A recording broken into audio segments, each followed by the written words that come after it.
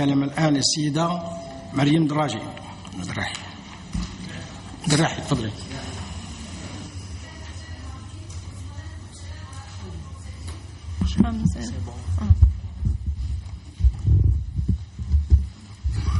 سيد رئيس المجلس الشعبي الوطني، السادة الوزراء، إطارات المالية، زميلاتي وزملاء النواب، أسرة الإعلام، السلام عليكم ورحمة الله تعالى وبركاته. لقد تم تأطير مشروع قانون المالية لسنة 2014 على أساس سعر برميل البترول الخام المقدر ب $37 أمريكي كسعر مرجعي جبائي، وهذا منذ قانون المالية التكميلي لسنة 2008، فيما تم تحديد معدل سعر السوق ب $90 للبرميل. وهنا يحق لنا أن نتساءل إلى متى يظل هذا الفارق الكبير بين السعر المرجعي وسعر السوق؟ ولماذا لا تقوم الحكومة باعتماد سعر مرجعي جبائي معقول لبرميل البترول الخام يقترب من سعر السوق، يكون في حدود $60 أمريكي مثلا، وهذا من أجل الحد من الارتفاع المتزايد في عجز ميزانية الدولة التي يتوقع تجاوزها عتبة 18.1% من جهة، واستعمال الفارق في إقامة مشاريع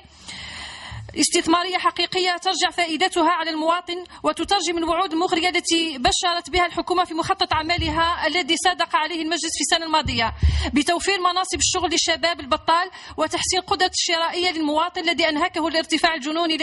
لأسعار كافة المواد والسلع والخدمات، والتي لا تزال للأسف الشديد مرشحة لمزيد من الارتفاع، وخاصة بعد لجوء البنك إلى الخفض الإداري من قيمة الدينار مقابل العملة الأجنبية ليبلغ سعر صرف الدولار حدود $80. سيد الرئيس، لا يحمل مشروع قانون المالية لسنة 2014 في طياته جديدا يذكر، وإنما هي تراكمات نفقات لم تتمكن المصالح الإدارية لمختلف القطاعات الوزارية من التكفل بها خلال سنة 2013 بالنظر إلى تعودها إنهاء السنة المالية بميزانية إضافية، وذلك في غياب ميزانية تكميلية التي تم الاستغناء عنها في اللحظة الأخيرة، بالإضافة إلى الارتفاع الملحوظ في مصاريف التسيير مقارنة مع السنوات الماضية التي لم تكن تتجاوز في السابق نسبة 5%، وهذه السنة تختلف من وزارة لأخرى، حيث وصلت الزيادة في بعض القطاعات إلى 20%.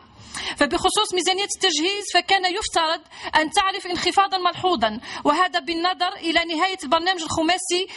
2009-2014، لكن وبالنظر إلى أن معظم المشاريع المخصصة في هذه الفترة لم تعرف الانطلاقة الفعلية إلا في منتصف سنة 2010، وخاصة ما تعلق ببرنامج السكن الذي يعرف تأخرا كبيرا في الإنجاز في مقابل الطلب المتزايد عليه في مختلف شرائح المجتمع، ما أدى بأن يكون مشروع قانون مالية لسنة 2014 بالنسبة لميزانية التجهيز يعرف نفس النفقات ويستقر عند مثيلتها لسنة 2013. السيد الرئيس، أعتقد بأن الحكومة ستجد صعوبات كبيرة لبلوغ الأهداف المسطرة فيما يخص التنمية الاقتصادية، لأن النمو الذي عرضته هذه الأخيرة في ثنايا تقديمها للأسباب الخاصة بمشروع قانون المالية لسنة 2014 يشير إلى نسبة 4.5%، وهذا في اعتقادي يصعب تحقيقه لأن الوصول إلى الهدف المشهود يعتمد على الاستثمار، وهذا القانون لا يعطي إشارات إيجابية بخصوص تطوير الاستثمار والمقاولاتية ومحيط الأعمال. أما فيما يخص توقع الحكومة انخفاض نسبة التضخم إلى حدود 3.5%، فأعتقد صعوبة الوصول لتحقيق هذه النتيجة، وذلك بسبب مواصلة هذه الأخيرة سياستها فيما يخص حجم الإنفاق الحكومي وتشجيع الاستهلاك على حساب الادخار، بالإضافة إلى غياب تنسيق بين السياسة المالية التي تديرها هذه الحكومة من خلال قانون المالية والسياسة النقدية التي يشرف عليها البنك المركزي من خلال إدارة الكتلة النقدية. وفي هذا الصدد يتوقع الخبراء استقرار نسبة التضخم في حدود 7% خلال سنة 2014. كما لم يتضمن مشروع قانون المالية لسنة 2014 أي إجراءات جديدة فعالة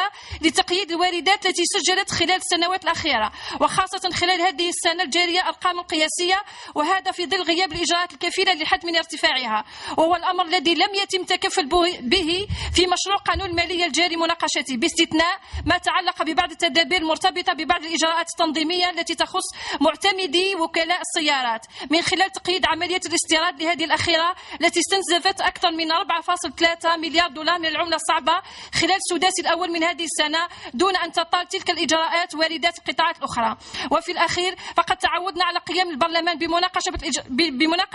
الإجراءات التشريعية والغياب الكلي فيما يخص مراقبة المصاريف الموجهة لمختلف القطاعات، والسبب في ذلك يعود إلى غياب مؤسسة لدى البرلمان تهتم بالجانب المالي والعملي وبالسيناريوهات المتوقعة على غرار ما هو موجود في بريطانيا والولايات المتحدة الأمريكية التي لديهما ديوان خاص يتكفل بالميزانية، وهي مؤسسة مستقلة مكلفة بالتوقعات الاقتصادية وتسهيل المهام بالنسبة للنواب قبل دراسة قانون المالية، وهذا ما تفتقد إليه الجزائر. سيد الرئيس، نأمل أن تتدارك الحكومة هذا الأمر وتعيد النظر في مجموع الإجراءات والتدابير القانونية التي تضمنها مشروع قانون المالية لسنة 2014، وذلك. شكرا السيدة